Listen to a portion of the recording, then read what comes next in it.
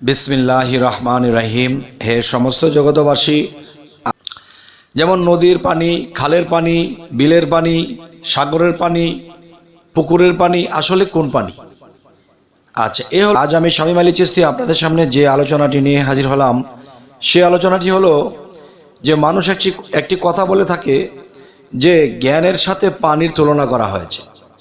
তো জ্ঞানের সাথে যদি পানির তুলনা করা হয়ে থাকে, তাহলে কোন পানির কথা বলা হয়েছে, পানি কত প্রকার, একটা বিষয়। আরেকটা বিষয় হলো কি, মানুষের দেহের মধ্যে কয় প্রকার পানি আছে? আমরা গুনলে অনেক প্রকারই হয়, যেমন কান দিয়ে পানি আসে, নাক দিয়ে পানি আসে, আবার চোখ দিয়ে পানি আসে, মুখের ভিতরে খাবার দেখলে চিৎ করে ওঠে, সেখানে একটা গঙ্গা আছে, সেই গঙ্গা থেকেও পানি আসে। এবং দেখা যায় যে এক পানি হলো প্রস্রাবের সাথে যায়, আরেকটি পানি হলো বীর্য, যে পানি দ্বারা মানুষ পৃথিবীতে জন্ম নিয়ে আসে। তো এখন বলা হয়েছে পানির সাথে জ্ঞানের তুলনা করা হয়েছে, এটা কোন পানি?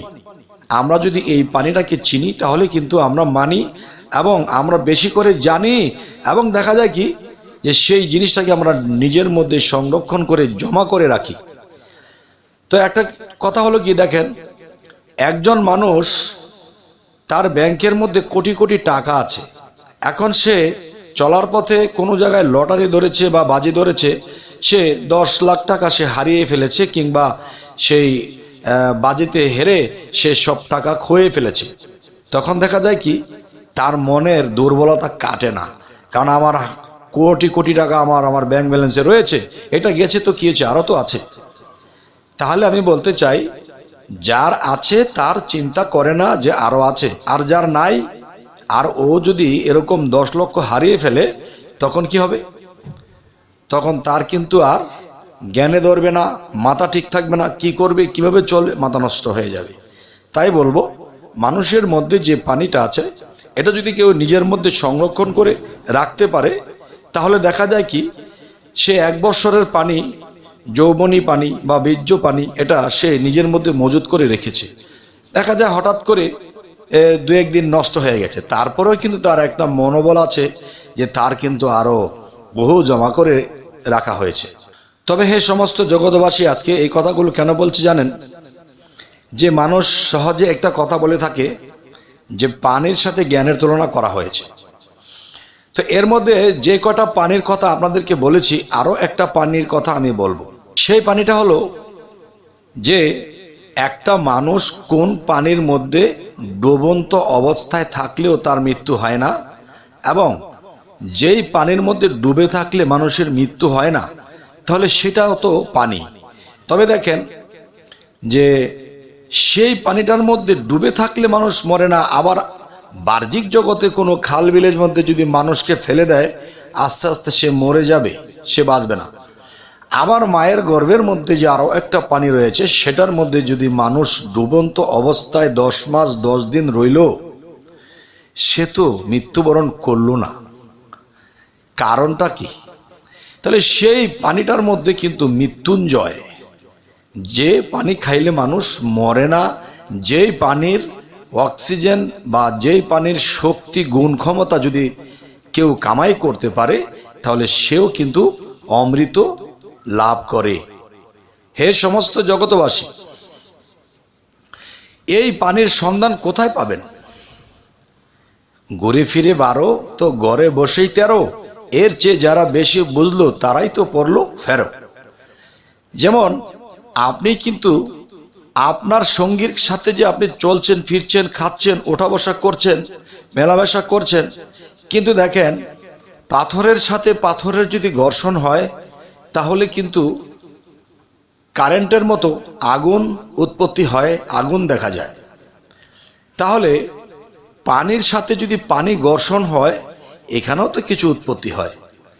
তাহলে মাটির সাথে মাটি, যেমন আপনার স্ত্রীর দেহটা মাটি, আপনিও মাটি, এই মাটিয়ে ঘর্ষণ হওয়ার পরে কি হয় দেখবেন, একটা গ্রাম দেশে যদি একটা টিউবওয়েল বসায় বা পানির কল বসায়, তখন দেখা যায় কি, সেই পানিটা কিভাবে কি হচ্ছে, সেই পানিটাকে যদি নিচের থেকে তুলে আনতে হয়, তাহলে কিন্তু এখানে মিস্ত্রিরা কি করতেছে, এভাবে যখন হাত দিয়ে যখন এটাকে নিচের দিকে দাবাচ্ছে তখন কিন্তু আস্তে আস্তে কি হয়, সেই নিচের থেকে এক প্রকার বালু উঠতেছে, এরপরে আবার মাটি উঠতেছে, এরপরে আবার কি উঠতেছে, দেখা যায় কালো মাটি উঠতেছে, আবার দেখতেছে লাল মাটি উঠতেছে।